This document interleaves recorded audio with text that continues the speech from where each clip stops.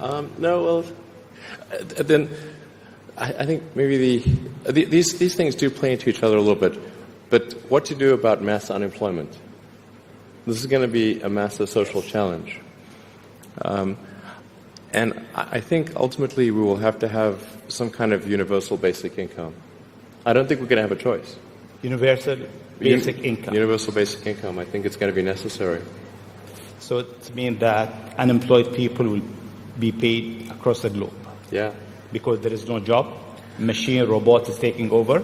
There will be fewer and fewer jobs that a robot cannot do better. Okay. That's simply and I want to be clear that these are not things that I think that I wish would happen. These are simply things that I think probably will happen. And if my assessment is correct and they probably will happen, then we need to say, what are we going to do about it?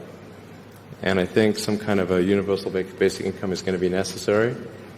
Now, the output of goods and services will be extremely high. So with automation, there will come abundance. There will be almost everything will get very cheap. I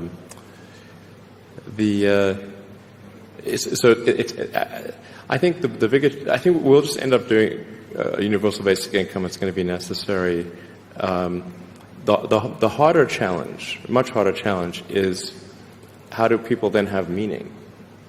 Like a lot of people, they derive their meaning from their employment. So if you don't have, if you're not needed, if there's not a need for your labor, how do you? What's the meaning? Do you have meaning? Do you feel useless? That's a much harder problem to deal with.